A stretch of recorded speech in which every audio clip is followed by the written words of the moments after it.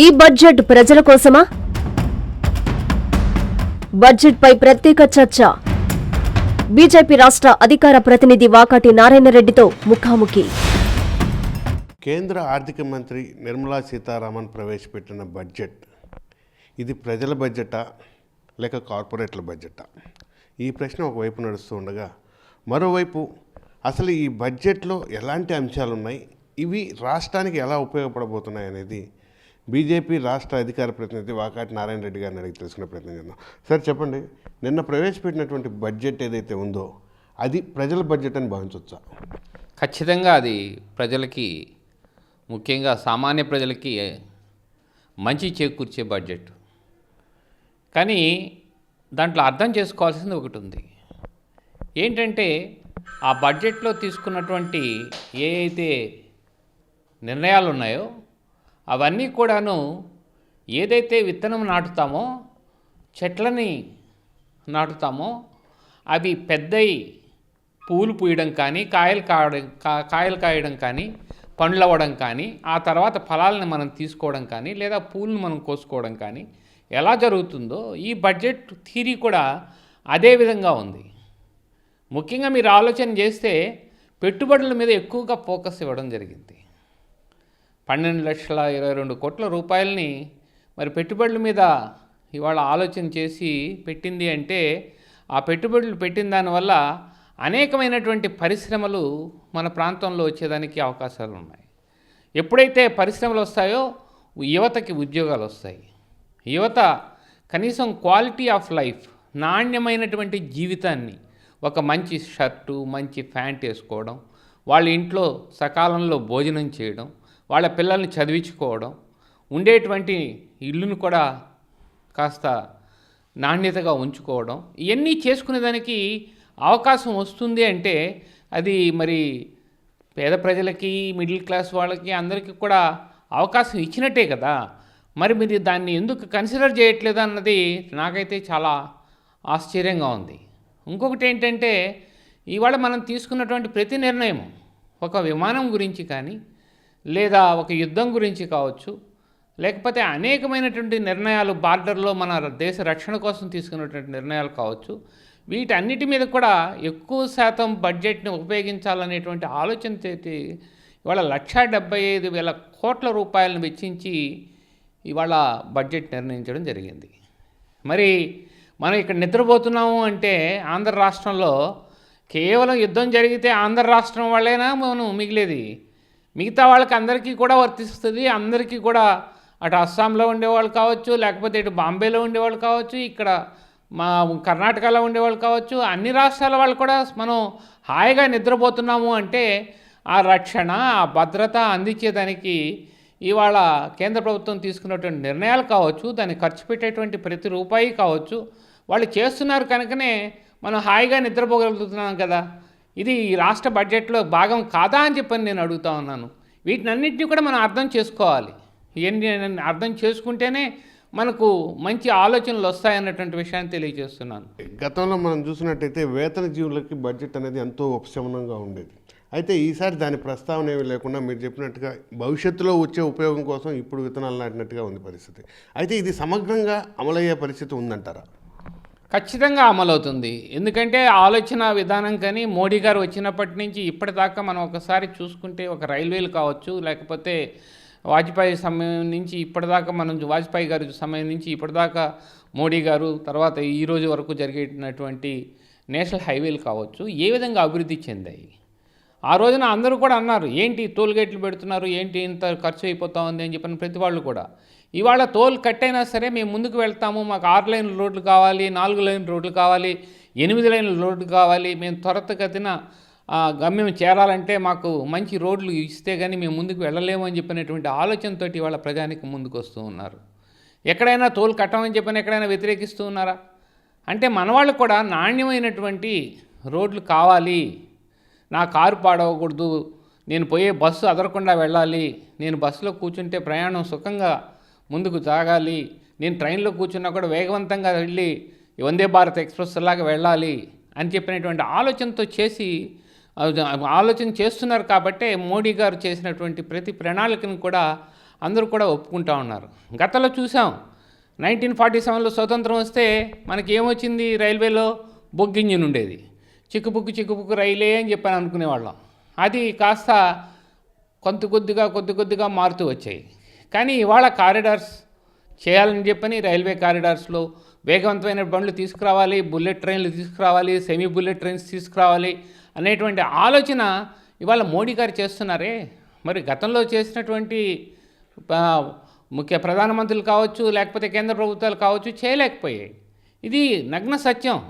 ఇవాళ ఈ దేశం కోసం కావచ్చు, ఈ పేద ప్రజల కోసం కావచ్చు, ఈ యొక్క భారతదేశంలో ఉన్నటువంటి ప్రతి పౌరుడు కూడాను బాగా ఉండాలనేటువంటి ఆలోచన చేస్తూ జీడిపిని పెంచుకుంటూ మరి రైతాంగానికి కూడా ఊరట కల్పించే విధంగా, మహిళలకు ఊరట కల్పించే విధంగా బడ్జెట్లో అనేకమైనటువంటి కంబైన్డ్గా దేశానికి సంబంధించినటువంటి అన్నిటినీ కలిపి ఇవాళ బడ్జెట్లో తీసుకురావడం అనేది చాలా గొప్పతనం. ఇవాళ చూడండి, ఎవరు చూశారు, మహిళలకి ప్రతి జిల్లాలో కూడాను ఒక హాస్టల్ కావాలి, లేకపోతే మహిళ చాలా ఇబ్బంది పడతా ఉంది అని చెప్పని కేంద్ర ప్రభుత్వం ఆలోచన చేసి నిర్ణయం తీసుకుందంటే చాలా గొప్ప విషయం. అంటే చిన్న విషయాన్ని కూడా భూతద్దంలో చూసి పని చేస్తున్నటువంటి ప్రభుత్వం మోడీ గారి ప్రభుత్వం. ఇంకొక విషయం ఏంటంటే స్కాములు, ఒక్క స్కామ్ కూడా ఎక్కడా లేదు. ఏ స్కీమ్ అయినా సరే చూడండి, స్కాములు లేని స్కీముల్ని అందిస్తూ ఇవాళ ప్రజలకు చేరువైనటువంటి ప్రభుత్వం. ఎక్కడ పెట్టినా సరే మోడీ ప్రభుత్వం, నరేంద్ర మోడీ గారు అని చెప్పి ప్రతి వాళ్ళు కూడా ప్రేస్ చేస్తూ ఉన్నారే, కానీ వ్యతిరేకం అనేది ఎక్కడా కూడా కనబడడం లేదనేటువంటి విషయాన్ని కూడా మనం గుర్తుంచుకోవాలి. సార్, అయితే సాధారణంగా కేంద్ర ప్రభుత్వం ప్రవేశపెట్టే బడ్జెట్ ఏదైతే ఉందో ఇది ఎన్నికల సమయంలో కొన్ని రాష్ట్రాలకి ప్రత్యేకమైన తాయిలంగా ఉపయోగపడుతుంది అనేది కొంత గతంలో ఉండేది ఈ నమ్మకం. అయితే ప్రస్తుతం ఎన్నికలు ఉన్నప్పటికీ కూడా దాన్ని వదిలేసి సాధారణంగా బడ్జెట్ని జనరలైజ్ చేసి పెట్టడం వల్ల పార్టీకి ఏమైనా ఇబ్బంది కలిగే అవకాశం ఉందంటారా? ఎలాంటి ఇబ్బంది జరగదు. ఇవాళే వచ్చినటువంటి ప్రజలకు ఉపయోగపడేటువంటి బడ్జెటే ఇది. కేవలం ఐటీలో రిడక్షన్ లేదు అని చెప్పని మీరు అంటూ ఉన్నారు, కానీ వ్యక్తిగతంగా మరి గతంలో ఇచ్చింది 12 లక్షల దాకా వెసులుబాటు ఇవ్వడం అనేది మరి వాళ్ళు అనుకున్నారు. ఎవరైనా మనం కూడా అనుకోలేదు. ఎవరు కూడా జాబ్ చేసేటువంటి ఏ వేతనదారుడు కూడా అంత ఎక్కువ 12 లక్షల దాకా ట్యాక్స్ ఫ్రీ అనేది వస్తుందని చెప్పనేసి ఎవరు కూడా అనుకోలేదు. మరి అది జరిగింది అంటే మరి గొప్పతనమే కదా ప్రభుత్వం. అట్లాగే రేపు ఇంకొక సంవత్సరం కావచ్చు, ఇంకొక సంవత్సరం కావచ్చు, అదే మన యొక్క ఖర్చులు, వేతనాలు ఏ విధంగా ఉన్నాయి, ఖర్చులు ఏ విధంగా ఖర్చు పెడుతున్నాము, అట్లాగే మనకు రూమ్ రెంట్లు కావచ్చు, లేకపోతే ఇంటి అద్దెలు కావచ్చు, వెచ్చాలు కావచ్చు, మనం తినేటువంటి పదార్థాలు కావచ్చు, ఏ విధంగా పెరుగుతున్నాయి, దానికి అనుగుణంగా మా ట్యాక్స్ని కూడాను మరి తగ్గించుకుంటూ పోయేదానికి కూడా అవకాశాలు ఉన్నాయి. ఉదాహరణకి జిఎస్టీ తీసుకోండి. ఎవరన్నా జిఎస్టీ మీద గొడవ పెట్టారా? ఎవరూ గొడవ పెట్టలేదు. మరి స్లాబులన్నింటినీ కూడా కట్ చేసి తగ్గించుకుంటూ మరి జిఎస్టీని కూడా తక్కువ చేసి ఇవాళ ప్రజలకి ఉపయోగపడేటట్టు, మరి అప్పుడేమి ఎలక్షన్ల కోసం చేసింది కాదే ఇది. మరి అలా విధంగా ఎలక్షన్ కోసం చేసేటువంటి బడ్జెట్లు తాత్కాలికమైనటువంటి బడ్జెట్లు అవుతాయి, కానీ సుదీర్ఘంగా ఆలోచన చేసి ఇవాళ యుద్ధ వాతావరణాలు కనబడుతూ ఉన్నాయి. ప్రపంచం అంతా కూడా అక్కడ ఇక్కడ కూడా యుద్ధాలు జరుగుతూ ఉన్నాయి. ఎవరు చూసినా కూడా సరే అగ్రరాజ్యాలైనటువంటి అమెరికా లాంటివి మన మీద కూడా తారీఫ్లు వేసి వాళ్ళందరూ కూడా ఇక్కడ తయారు చేసినటువంటి ముడి సరుకులు ఏవైతే బట్టలు ఉన్నాయో, మరి అట్లాగే ఈ ప్రాంతంలో నుంచి తీసుకువెళ్ళి ఇంపోర్ట్ చేసేటువంటి రొయ్యలు, మరి చేపలు ఇవన్నీ ఉన్నాయో వాటికన్నిటి మీద కూడా ఆంక్షలు పెట్టి ఓవర్ నైట్ మనకంతా కూడా ఇబ్బంది కల్పించినటువంటి పరిస్థితి వచ్చింది. మరి ఆ పరిస్థితిని కూడా అధిగమించాలనేటువంటి ఆలోచనతోటే మరి మిగతా దేశాలన్నీ కూడా ముందుకు వచ్చి మేము తీసుకుంటామని చెప్పి, ముఖ్యంగా పుతిన్ గారు అయితేమి, రష్యాకి సంబంధించినటువంటి ప్రెసిడెంట్ గారు అయితేమి, అట్లాగే మిగతా దేశాలు, అటు జర్మనీ కావచ్చు, అటు సౌదీ కావచ్చు, అనేకమైనటువంటి దేశాలు ఇవాళ మన దగ్గరికి విచ్చేసి మనం అందరం కూడా కలిసి ముందుకు వెళ్ళాలి. బట్ ఇలాంటి తారీఫుల గురించి, బెదిరింపుల గురించి ఎవరు కూడా భయపడకూడదు అని చెప్పని మనతో చేయి ఇచ్చి ఇవాళ ముందుకు వెళ్తున్నారంటే ఇది నరేంద్ర మోడీ గారి యొక్క ఆలోచన కాదా? దౌత్యపరంగా ఆయన యొక్క ఆలోచనలు, నీతిపరంగా అతని యొక్క ఆలోచనలు, ఒక పేద ప్రజల పట్ల అతని ఆలోచనలు ఇవాళ ముందుకు తీసుకెళ్తూ నిర్మలా సీతారామన్ గారు వీటినన్నింటినీ కూడా పొందుపరిచారు. కాబట్టే ఆత్మనిర్భర్ భారత్లకు అనుగుణంగా ఈ యొక్క ఆలోచనతోటి అట్లాగే మనం కరోనా సమయంలో మనకు వచ్చినటువంటి ఇబ్బందులన్నింటినీ కూడా గుర్తుపెట్టుకుని ఏ విధంగా మనం ఇబ్బంది పడ్డాం. ఆ రోజున కరోనా వచ్చిపోయిన తర్వాత ఈ ప్రాంతంలో కార్లు కొనుక్కోవాలనుకుంటే డబ్బు పెట్టి కారు కొనేవాళ్ళకు కూడాను కార్లు అమ్మేవాళ్ళు మరి ఇచ్చేటువంటి పరిస్థితి లేదు. ఏందయ్యా ప్రాబ్లం అంటే కార్లన్నీ ఉన్నాయి, లోపల కావాల్సినటువంటి సెమీ కండక్టర్తో తయారు చేసినటువంటి చిప్పు లేకపోవడం వల్ల మనం ఇంపోర్ట్ చేసుకుంటూ చైనా నుంచి, చైనాలో కరోనా ప్రభావం వల్ల వాళ్ళు తయారు చేయలేక ఆపేయడం, అలాగే సౌత్ కొరియా నుంచి ఇంపోర్ట్ చేసుకునేటువంటిది ఆపేయడం, ఈ రెండిటి వల్ల మన పనులన్నీ కూడా ఆగిపోయి మనం ఇక్కడ కొనుక్కునేదానికి డబ్బు చేతిలో పెట్టుకుని కొనుక్కునేటటువంటి వాళ్ళకు కూడా మరి కార్లు కొనుక్కునే పరిస్థితి వచ్చింది. అదే చిప్ కార్డ్ని ఏదైతే సెమీ కండక్టర్కి సంబంధించినటువంటి చిప్ కార్డ్స్ ఉన్నాయో ఇవన్నీ కూడా లిఫ్ట్ మొదలుకొని సెల్ ఫోన్ మొదలుకొని అనేక పరికరాల్లో వాడాల్సినటువంటి పరిస్థితి ఉంది. మరి దీని మీద ఆలోచన చేసి 40,000 కోట్ల రూపాయలు వెచ్చించి ఇవాళ బడ్జెట్లో రూపొందించి సెమీ కండక్టర్ని తీసుకురావాలనేటువంటి ఆలోచన చేసినారే, అదే భారతదేశం యొక్క గొప్పతనం. ఈ బడ్జెట్లో పెట్టడం అనేది అందరూ కూడా హర్షించదగినటువంటి విషయం. సార్, అయితే ఈ బడ్జెట్లో ఉన్నటువంటి విశేషంలో ప్రత్యేకంగా విదేశీ విద్యకి, విదేశీ ప్రయాణాలకి, అలాగే విదేశీ వైద్యానికి సంబంధించి ప్రత్యేక రాయితీలు కల్పించడం జరిగింది. అయితే దీనివల్ల లబ్ధి పొందేది అప్పర్ మిడిల్ క్లాసు, అలాగే పెద్ద కుటుంబాలు మాత్రమే, కానీ సాధారణ కుటుంబాలకి వీటి వల్ల పెద్దగా లబ్ధి ఉండదు అనేది సాధారణ ప్రజల్లో ఉంది. దీని మీద మీ అభిప్రాయం?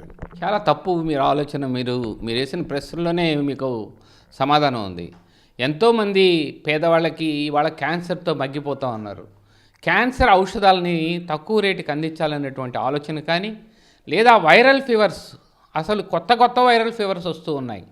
లెఫ్టోస్పిరా అనేసి ఇంకొక రకమైనటువంటి అనేకమైనటువంటి వ్యాధులు వస్తూ ఉన్నాయి.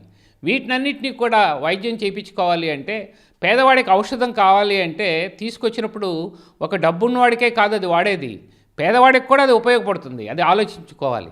మరి ఆలోచించుకొని దాన్ని కూడాను మరి గుర్తుంచుకునే విధంగా ఇవాళ రూపొందించినటువంటి బడ్జెట్. ఎందుకంటే ఆ పేదవాడికి ఔషధాలు వస్తాయి, అందుబాటులోకి వస్తాయి. ఎప్పుడైతే అందుబాటులోకి వస్తాయో తక్కువ ధరకి ఏ ట్యాక్స్లు లేకుండా తీసుకొచ్చిన దానివల్ల దాని రేట్లు కూడా తగ్గుతాయి, ప్రజలకు అందరికీ కూడా అందుబాటులో ఉంటాయి. అంతేకాని డబ్బు ఉండేవాడికే అందుబాటులో ఉంటాయి అనేటువంటిది ఆలోచన చాలా తప్పు. అదేవిధంగా ఈ రోజున చదువుల గురించి విదేశాలకు ప్రయాణం చేసేటువంటి వాళ్ళు ఇవాళ బ్యాంకర్లు కూడా ముందుకు వస్తూ ఉన్నారు. ఎవరైనా సరే పేద ప్రజలు ఉన్న చదువుకుని మంచి మార్కులు తెచ్చుకోవడం, అదేవిధంగా పాశ్చాత్య దేశాలు అటు ఆస్ట్రేలియా కావచ్చు, కెనడా కావచ్చు, అమెరికా కావచ్చు, మిగతా దేశాలకు కూడా వెళ్ళి వాళ్ళు చదువుకొని మరి అక్కడ నైపుణ్యతను పెంచుకొని మరి ఎక్కువగా సంపాదన చేయాలనేటువంటి ఆలోచన ఉన్నటువంటి పిల్లలు ఎవరైనా ఉంటే కూడా అటు డాక్టర్లు కావచ్చు, ఇంజనీర్లు కావచ్చు, అటు బయోకెమిస్ట్రీ కావచ్చు, అనేకమైనటువంటి చదువులు చదువుకునేదానికి ఇవాళ ముందుకు వస్తే వాళ్ళకు కూడాను ఇవాళ తాయిలాలు ఇచ్చి వాళ్ళకు కూడాను ట్యాక్స్లన్నింటినీ కూడా తగ్గించేసి ఓన్లీ 2%కి తీసుకొచ్చి వాళ్ళని కూడా పంపించేదానికి శ్రీకారం చుట్టిందే. ఇది పేద ప్రజలకు ఉపయోగపడేటువంటి విషయమా కాదా? డబ్బుండేవాడికి 4%, 5%, 10% అంటే వాళ్ళు లెక్క లేకుండా ఎట్లయినా పోతాడు. కానీ ఇదంతా తగ్గించింది అంటే పేద ప్రజల కోసం చేసినటువంటి ప్రక్రియ కాబట్టి తప్పకుండా ఈ బడ్జెట్లో ఏదైతే ఈ యొక్క క్యాన్సర్ డ్రగ్స్కి మరి అనేక ఔషధాల రేట్లు తగ్గించడం విషయంలో కానీ, అదేవిధంగా పేద ప్రజానికం వెళ్ళి చదువుకోవాలంటే విదేశీ విద్యను తీసుకునేదానికి కానీ అవకాశం ఇచ్చింది ఈ యొక్క మోడీ గారి ప్రభుత్వం అనేటువంటి విషయాన్ని మరి నిర్మలా సీతారామన్ గారు చక్కగా తెలియచేశారు, పొందుపరిచారు కూడా బడ్జెట్లో. సార్, అలాగే ఆంధ్ర రాష్ట్రానికి సంబంధించి ఈ బడ్జెట్ ఎలాంటి ఉపయోగకరమైనటువంటి తాయిలాలను అందజేయడం జరిగింది? మీకు తెలుసు, ఆంధ్ర రాష్ట్రంలో ప్రస్తుతానికి మనకు కావాల్సింది ఏదైతే పోలవరం ఉందో దాన్ని త్వరితగతిన పూర్తి చేయాలి. గత వైసీపీ పాలనలో పోలవరం అనే దాని గురించి అసలు మాట్లాడలేదంటే దాని మీద వాదనలు జరిగాయి, కానీ ఫిజికల్గా అక్కడిక ఒక తట్టడి మట్టి వేసిన పాపానికి పోలేదు. అక్కడ ఉన్నటువంటి డయాఫ్రమ్ వాళ్ళు పాడైపోయేంతవరకు చూస్తూనే ఉన్నారు. దానికి ఎక్కువగా ఫ్లడ్ రావడం, ఆ డయాఫ్రమ్ వాళ్ళు పోగొట్టుకోవడం, మళ్ళీ తిరిగి డయాఫ్రమ్ వాళ్ళు కట్టాలనుకోవడం, అది నిర్ణీత సమయంలో కట్టలేమేమో అని చెప్పి మాట్లాడడం, అనేక వాయిదాలు చెప్పి లాస్ట్కి ఏమీ చేయలేకపోయింది. 3%, 4% పనిచేసింది 5 సంవత్సరాల్లో. మళ్ళా చంద్రబాబు నాయుడు గారు వచ్చిన తర్వాత ఆ పోలవరాన్ని పూర్తి చేయాలి, అని చెప్పని ఈ కూటమి ప్రభుత్వంలో ఒక భాగంగా నరేంద్ర మోడీ గారు కూడా ఆ రోజు భారతీయ జనతా పార్టీ ఏదైతే బైఫర్కేషన్ జరిగిన రోజున పోలవరానికి నిధులు ఇస్తానన్నారో, ఇది సెంట్రల్ ప్రాజెక్ట్ అయినా కూడా సరే స్టేట్ ప్రాజెక్టుగా తీసుకుని మరి పూర్తి చేస్తానన్నారో, దానికి ఇవ్వవలసినటువంటి ఏదైతే 15,000 కోట్లు ఆల్రెడీ ఇవ్వడం కానీ, మళ్ళా కూడా 3,300 కోట్ల రూపాయలని మళ్ళా కూడా ఇచ్చి ఈ బడ్జెట్లో దాన్ని పూర్తి చేసేదానికి సహకారం అందించడం కానీ, ఇంకా ఎక్కువైనా కూడా ఇస్తాము పూర్తి చేయండి త్వరితగతిన అని చెప్పని, ఇది ఆంధ్ర రాష్ట్రానికి జీవనాడి కాబట్టి దాని మీద ఇవాళ బడ్జెట్లో రూపకల్పన చేయడం అనేది జరిగింది. అదేవిధంగా ఏ రాష్ట్రమైనా చూడండి, ప్రతి రాష్ట్రానికి రాజధాని అనేది కావాలి. గతంలో మనం బైఫర్కేషన్ అయిపోయిన తర్వాత మన పరిస్థితి ఏ విధంగా ఉండింది? రాజధాని లేదు. రాజధాని లేదు కాదు, ఆ రోజు వచ్చిన చంద్రబాబు నాయుడు గారేమో 33,000 ఎకరాలు మరి ల్యాండ్ పుల్లింగ్లో తీసుకుని రాజధాని నిర్మిస్తూ ఉంటే, అదే చాలదు ఇంకా కూడా కావాలి అని చెప్పిన ఆ రోజున జగన్మోహన్ రెడ్డి గారు చెప్తే, మళ్ళా కూడాను జగన్మోహన్ రెడ్డి గారు అధికారంలోకి వచ్చిన తర్వాత అది రాజధాని కాదు, దానికి సంబంధించి మేము ఒప్పుకోము, కాబట్టి మేము వైజాగ్కి వెళ్తాము, లేకపోతే కర్నూలులో పెడతాము, 3 రాజధానులుగా ఉంటాయి అని చెప్పని అన్ని రకాల మాటలు చెప్పి, అసలు రాజధాని మీద తట్టడు మట్టి కానీ ఒక రాయి కానీ పెట్టిన పాపానికి పోలేదే. ఎక్కడ ఏ రాజధాని కూడా రాకుండా అడ్డుకున్నటువంటి పరిస్థితి ఆ యొక్క పరిపాలనలో ఉండింది. కానీ ఇవాళ రాగానే ఏదైతే మాట చెప్పారో, ఏ రోజైతే పునాదిరాయి వేశారో నరేంద్ర మోడీ గారి చేతి ద్వారా, మరి దాన్ని పూర్తి చేయాలనే సంకల్పంతో ఇవాళ ముందుకు వెళ్తున్నారు. కాబట్టి రాజధానికి కూడా మరి నిధులు ఇచ్చేదానికి ఈ ప్రభుత్వం ముందుకు వచ్చినటువంటి విషయాన్ని కూడా మనం ఒకసారి గుర్తుంచుకోవాలి. దాంట్లో 1,561 కోట్ల రూపాయలని ఇవాళ రాజధానికి ఇచ్చేదానికి బడ్జెట్లో రూపొందించడం కూడా జరిగింది. మరి ఇలాగ అనేక విషయాల్లో ముందుకు వెళుతూ ఉన్నారు. మరి అట్లాగే రైలు మార్గాలు, రైల్ కారిడార్స్ గురించి ఇవాళ ఏదైతే బుల్లెట్ ట్రైన్స్ తీసుకురావాలని చెప్పని స్పెషల్ కారిడార్స్ గురించి ఆలోచన చేస్తే, దాంట్లో మనకున్నటువంటి రైళ్ళు ఏదైతే పూణే నుంచి అటు హైదరాబాద్కు వస్తుందో అది తెలుగు రాష్ట్రానికి అది ఒకటి అందుబాటులోకి వస్తుంది. అదేవిధంగా ఇంకొక ట్రైన్ తీసుకుంటే మద్రాస్ టు బెంగళూరు తీసుకుంటే, ఆ బెంగళూరు నుంచి పోయే దారిలో మన రాష్ట్రానికి ఏపీ రాష్ట్రానికి కూడా ఆ ట్రైన్ టచ్ అవుతూ ఉంది, చిత్తూరు మీదుగా వెళ్తుంది కాబట్టి. అదేవిధంగా హైదరాబాద్ నుంచి బెంగళూరుకి వెళ్ళే ట్రైన్ని ఆలోచన చేస్తే మనకు రాయలసీమ అంతా కూడా టచ్ అవుతూ వస్తుంది. అట్లాగే హైదరాబాద్ నుంచి చెన్నైకి వచ్చేటువంటి ట్రైన్ తీసుకుంటే అటు తెలంగాణ ఇటు మనకు 2 రాష్ట్రాల్లో తెలుగు రాష్ట్రాల్లో కూడా పయనించి మన ఇక్కడ ఉన్న వాళ్ళకందరికీ కూడా సేవలు అందించేదానికి ముందుకెళ్తూ ఉంది. అలాగే మన ప్రాంతంలో అనుకున్నటువంటి విమానాశ్రయం ఏదైతే మనకున్నదో విశాఖపట్నంలో భోగాపురంలో మనకు ఏదైతే అనుకున్నారో దాన్ని కూడా పూర్తి చేసేదానికి బడ్జెట్లో రూపొందించినటువంటి పరిస్థితి ఉంది. అట్లాగే ఆల్రెడీ స్టేట్ బడ్జెట్ గురించి చెప్పడం కూడా జరిగింది. ఇక్కడ ఉన్నటువంటి బిట్రగుంటలో కూడా స్థల సేకరణ అంతా కూడా పూర్తి అయిపోయింది. మనకు కావాల్సిన నెల్లూరుకు కూడా విమానాశ్రయం తీసుకొస్తారని చెప్పని ఆల్రెడీ కూడా చెప్పడం కూడా జరిగింది అన్నటువంటి విషయాన్ని నేను మీకు తెలియజేస్తున్నాను. మరి ఇవన్నీ కూడా జరుగుతూ ఉంటే ఇక సంక్షేమ కార్యక్రమాలు అంటారా, మిగతా వాటివి ఏదైతే సొసైటీల ద్వారా మరి తక్కువ వడ్డీలకి రుణాలు ఇచ్చేటువంటి విషయం కానీ, అట్లాగే ఎస్ఎంఈ ప్రాజెక్ట్స్ ఏదైతే ఉన్నాయో స్మాల్ సేవింగ్స్ ప్రాజెక్ట్స్లో వాటిల్లో కూడాను మరి డబ్బులు పెట్టేటువంటి విషయంలో కానీ, అట్లాగే ఏదైతే చిన్న ముద్రా లోన్లు ఉన్నాయో 10 లక్షలు ఇచ్చే వాళ్ళకి సక్రమంగా కట్టిన వాళ్ళకి వాళ్ళ దానికి ఏది కూడా తాకట్టు లేకుండా 20 లక్షలు పెంచే విషయంలో కానీ, అంటే స్వయం ఉపాధి, కేవలం ఉద్యోగమే కాదు నేను వ్యాపారం చేసుకొని నేను కూడా పైకి రావాలి అని చెప్పి ఆలోచించే వాళ్ళకు కూడా అవకాశం అందించేదానికి ఇవాళ ఈ ప్రభుత్వం బడ్జెట్లో రూపకల్పన చేసిన విషయాన్ని మనందరం కూడా గుర్తుంచుకోవాలనేటువంటి విషయాన్ని తెలియజేస్తున్నాను. సార్, అలాగే ఈ డేటా సెంటర్లకు కానీ అలాగే ఆర్టిఫిషియల్ ఇంటెలిజెన్స్ సంబంధించినటువంటి డేటా సెంటర్స్కి ఈ ట్యాక్స్ నుంచి పన్ను మినహాయింపు ఇవ్వడం అనేది ఎంతవరకు ఉపయోగకరం, అది భవిష్యత్తుకి ఎలా ఉపయోగపడుతుందంటారు? మీరు ఒక్కసారి ఈ ప్రశ్న విషయంలో మనం ఆలోచించుకుంటే, గతంలో చంద్రబాబు నాయుడు గారు పక్కనే ఉన్నటువంటి తెలంగాణ రాష్ట్రం, ఒకప్పుడు కలిసి ఉన్నటువంటి ఆంధ్రప్రదేశ్ సాఫ్ట్వేర్ రంగానికి కూడా ఇదే విధంగా ట్యాక్స్ ఫ్రీ ఇచ్చారు. చాలామంది అరిచారు, వాళ్ళకందరికీ కూడా ట్యాక్స్ ఫ్రీగా మీరు అన్ని రకాల రాయితీలు ఇస్తూ ఉన్నారు, దీనివల్ల ఉపయోగం ఏంది అని. ఇవాళ ఒక పక్కన చూస్తే ఎంతమంది పిల్లలకి సాఫ్ట్వేర్ రంగంలో ఉద్యోగాలు వచ్చాయి, వాళ్ళు ఎంత నాణ్యమైనటువంటి జీవితాన్ని గడుపుతూ ఉన్నారు. డాక్టర్ల కంటే ఎక్కువ జీతం తీసుకొని ఇవాళ హాయిగా సుఖంగా ఉన్నారు. అన్ని రంగాల్లో కూడా పోటీ పడుతూ ఉన్నారు. వాళ్ళకు వచ్చేటువంటి జీతాలు ఏదైతే అక్కడ సాఫ్ట్వేర్ రంగంలో పనిచేసేటువంటి వాళ్ళ జీతాలు వస్తున్నాయో వాళ్ళందరూ కూడాను ఈ యొక్క ఫ్లాట్లు కొనుగోలు చేయడం కావచ్చు, లేకపోతే వెచ్చాలు కొనుగోలు చేయడం కావచ్చు, మోటార్ సైకిల్ కొనుగోలు చేయడం కావచ్చు, లేకపోతే కార్లు కొనుగోలు చేయడం కావచ్చు, వీటిలన్నిట్లోనూ ఇండైరెక్ట్గా మనకు ప్రభుత్వానికి ట్యాక్స్ వస్తుందా లేదా ఇది ఆలోచించాలి. అంటే నువ్వు అక్కడ సాఫ్ట్వేర్ రంగం ఇచ్చిన దానివల్ల ఇవన్నీ కూడా డెవలప్ అయినాయి. దీనివల్ల అంతా కూడా టౌన్షిప్ పెరిగింది. ఇవాళ హైదరాబాద్లో పెరిగింది అంటే బికాజ్ ఆఫ్ సాఫ్ట్వేర్, బెంగళూరు పెరిగింది అంటే బికాజ్ ఆఫ్ ది సాఫ్ట్వేర్. మరి వీటన్నిటిని కూడా గుర్తుపెట్టుకుని రేపు డేటా సెంటర్లు కూడా మన ప్రాంతంలో ఇప్పుడు విశాఖపట్నంలోకి వచ్చింది.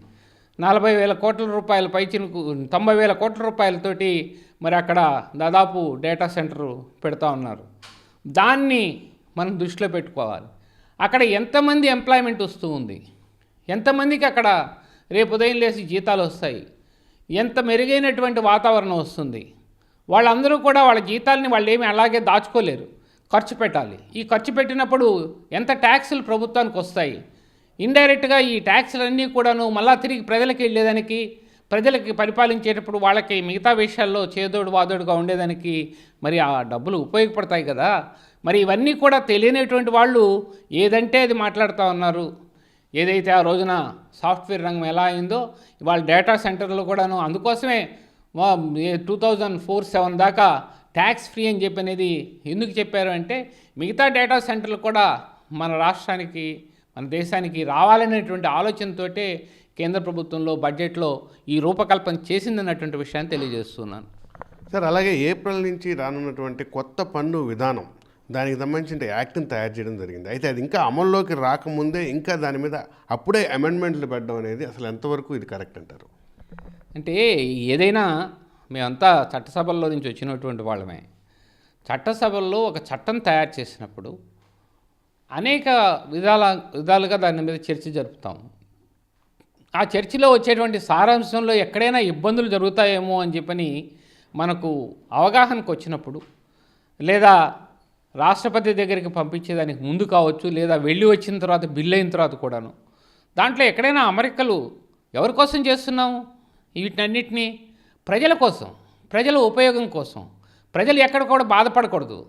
అట్లాగే వ్యాపారవేత్తలు ఎక్కడైనా వ్యాపారం చేసుకునే కూడా వాళ్ళు కూడా భయపడి వెళ్ళిపోకుండా వాళ్ళు కూడా నిర్భయంగా వ్యాపారం చేయాలి, మనకు ట్యాక్సులు కట్టాలి. దీన్ని సరళీకృత విధానాన్ని తీసుకురావాలనే ఆలోచనతోటే మరి ఇలాంటివన్నీ కూడా చేయడం, రేపు వాటిని మార్చి నుంచి కూడా అమల్లోకి తీసుకురావాలనేటువంటి ఆలోచనతోటి ఇవాళ ప్రభుత్వం ముందుకెళ్తున్నటువంటి విషయాన్ని అదే ఈ బడ్జెట్లో కూడా చెప్పడం కూడా జరిగింది నిర్మలా సీతారామన్ గారు. సార్, అలాగే ఈ బడ్జెట్కి అతీతంగా ఒక చిన్న ప్రశ్న, నిన్న జరిగినటువంటి అంబటి అరెస్ట్ విషయంలో మీ స్పందన ఎలా ఉండబోతుంది? ఈ ఒక్కసారి ఆలోచిస్తే మనం చిన్నపిల్లల్లాగా ఎక్కడో బయట ఎవరో ఏదో అన్పార్లమెంట్ వర్డింగ్ మాట్లాడారు అంటే దాన్ని మనం పెద్దగా పట్టించుకోవాల్సిన అవసరం లేదు. ఏదో తెలియని వ్యక్తితో తెలిసి తెలియక మాట్లాడాడు అనుకోవచ్చు, మాట్లాడకూడదు. ఒక ముఖ్యమంత్రి స్థాయిలో ఉండేటువంటి వాళ్ళని కానీ ఎవరిని కూడా మాట్లాడకూడదు. అసలు పబ్లిక్లో సొసైటీలో అలాంటి మాటలు అలాంటి భాష అనేది రాకూడదు. కానీ ఒక మంత్రిగా ఉండి ఎన్నో నీతులు చెప్తూ ఎన్నో మాటలు మాట్లాడుతూ స్పోక్స్ పర్సన్గా పనిచేసి మరి మంత్రిగా పనిచేసి మరి ఇన్ని చేసినటువంటి మంత్రి ఆ విధంగా మాట్లాడితే మరి ప్రభుత్వంలో ఉండేటువంటి పోలీస్ యంత్రాంగం చూస్తూ ఊరుకుంటుందా చెప్పండి? అదే కాదు, ఎప్పుడైనా కూడా మనం ఒక వ్యక్తిని ఆదర్శంగా తీసుకొని ఇవాళ ముఖ్యమంత్రిని ఆదర్శంగా తీసుకొని ఎంతోమంది ప్రజలు ఆయన పక్కన ఉన్నారు. మరి వాళ్ళందరినీ కూడా రెచ్చగొట్టేటువంటి ఈ ప్రసంగాలన్నీ కూడా ఎంత ప్రేరణ చేస్తాయో ఒకసారి ఆలోచన చేయండి. మరి ఆ ప్రేరణ చేసినప్పుడు తప్పకుండా వాళ్ళు ఏమి చేస్తారు? శృతి మించిపోవడం, కంట్రోల్ తప్పిపోవడం, ఇలాంటివన్నీ కూడా జరుగుతాయి. కాబట్టి అంబటి రాంబాబు గారి విషయంలో తప్పకుండా ఆయన ఇలాంటి విషయాలు మాట్లాడకూడదు, ఇట్లాంటివి మాట్లాడడం అనేది అంత మంచిది కాదు. ఏది ఏమైనా కూడా సరే ఆయన ఇంటి మీదకి వెళ్ళడం కూడాను ఒక విధంగా నేను మా వాళ్ళని కూడా సమర్థించడం లేదు, కూటమి ప్రభుత్వానికి కూడా సమర్థించడం లేదు. కానీ బట్ ఇటువంటి రెచ్చగొట్టేటువంటి ప్రేరేపణ చేసినప్పుడు కంట్రోల్ తప్పుతుంది. మీరు ఎవరన్నా పోయి ఏమన్నా లోకేష్ బాబు కావచ్చు, పవన్ కళ్యాణ్ గారు కావచ్చు, లేకపోతే చంద్రబాబు గారు కావచ్చు, లేకపోతే రాష్ట్రంలో ఉన్న మంత్రులు కావచ్చు, వీళ్ళు గొడవ చేయమని ఎవరైనా చెప్తారా? ఎవరు చెప్పరు. కావాలని రెచ్చగొట్టించుకొని ఆ విధంగా రెచ్చిపోయే విధంగా తయారు చేసుకున్నదానికి అతనిదే దాని అపరాధం అని చెప్పినటువంటి విషయాన్ని కూడా గుర్తుంచుకోవాలి. అట్లీస్ట్ భవిష్యత్తులో మిగతా వాళ్ళన్నా ఎక్కడా కూడా అన్పార్లమెంట్ మాటలు మాట్లాడకుండా కాస్త సంసారపక్షంగా మనం మాట్లాడుకునేటువంటి భాషతోటే ఎక్కడన్నా విమర్శలు ఉంటే విమర్శించుకోవచ్చు, తప్పులేదు. కానీ దానికి ఈ యొక్క బూతులు జోడించి ఈ అన్పార్లమెంట్ వర్డింగ్స్ మాట్లాడితే ఎక్కడైనా బాధేస్తుంది. ఎవరైనా దానికి సంబంధించిన బంధువులు బాధపడతారు, వాళ్ళ ఇంట్లో వాళ్ళు కూడా అక్క చెల్లెళ్ళు కావచ్చు, వాళ్ళ బిడ్డలు కావచ్చు, అందరూ కూడా బాధపడతారు. కాబట్టి దీన్ని ఒకసారి అందరం ఈ మానవ సమాజంలో కొత్తగా వచ్చినటువంటి ఈ యొక్క ఆలోచన ఎక్కువగా ఆంధ్ర రాష్ట్రాల్లో ఎక్కువగా అయిపోయింది. డిబేట్లలో కూడా అరుచుకుంటా ఉన్నారు, డిబేట్లలో కూడా ఇదే భాష మాట్లాడుతూ ఉన్నారు. ఇది మంచి పద్ధతి కాదు. కనీసం భవిష్యత్తులో మన పిల్లలకి రాబోయే తరానికి మనం నేర్పించాల్సింది చాలా ఉంది. కాబట్టి అది గుర్తుపెట్టుకొని సంసారపక్షంగా మనం కూడా మెలగాల్సినటువంటి పరిస్థితి ఉందన్నటువంటి విషయాన్ని తెలియజేస్తున్నాను. Thank you very much sir. అయితే ఇప్పుడు ప్రవేశపెట్టినటువంటి ఈ బడ్జెట్ ఏదైతే ఉందో అది భవిష్యత్తుకి ఉపయోగపడే రీతిలో నేడు నాటిన విత్తనంగా వాకాటి నారాయణ రెడ్డి గారు తెలియజేస్తున్నారు. అలాగే చర్చల్లో కానీ విమర్శల్లో కానీ అసభ్య పదజాలం వినియోగించడం అనేది ఎప్పటికీ అది ప్రజలకి సానుకూలంగా ఉండేది కాదు. దానిపైన చర్యలు ఎప్పటికీ ఉంటాయనేది ఆయన తెలియజేస్తున్నారు. కెమెరామెన్ కరీముల్లాతో కోనార్క N3 నెల్లూరు. ఆకృతి విలాస్ వెంకటగిరి ప్రజలకు గొప్ప శుభవార్త. మన వెంకటగిరి పట్టణంలో మొట్టమొదటిసారిగా ధన్యభూమి డెవలపర్స్ వారిచే సహజ సిద్ధమైన ప్రకృతి ఒడిలో 5.5 ఎకరాల విస్తీర్ణంలో అన్ని ఆధునిక వసతులతో మీకు నచ్చిన విధంగా పూర్తి వాస్తుతో విశాలమైన గదులతో 87 లగ్జరీ డూప్లెక్స్ 3 బెడ్రూమ్స్ విల్లాస్ నిర్మించబడుచున్నాయి. మా ప్రత్యేకతలు విశాలమైన బ్లాక్ టాప్ రోడ్లు, చుట్టూ సోలార్ ఫెన్సింగ్ తో కూడిన కాంపౌండ్ వాల్, కట్టుదిట్టమైన భద్రతా వ్యవస్థ, children's play area, swimming pool, badminton court, basketball court, cricket net practice, విశాలమైన పార్కులు, ఫౌంటైన్లు, వినాయక టెంపుల్ మరియు multipurpose function hall, gym, indoor games కలిగిన క్లబ్ హౌస్. సంప్రదించండి. మా address Akruti Vilas, opposite to Nagaravanam park, Bharat petrol bunk ప్రక్కన, వెంకటగిరి తిరుపతి హైవే రోడ్.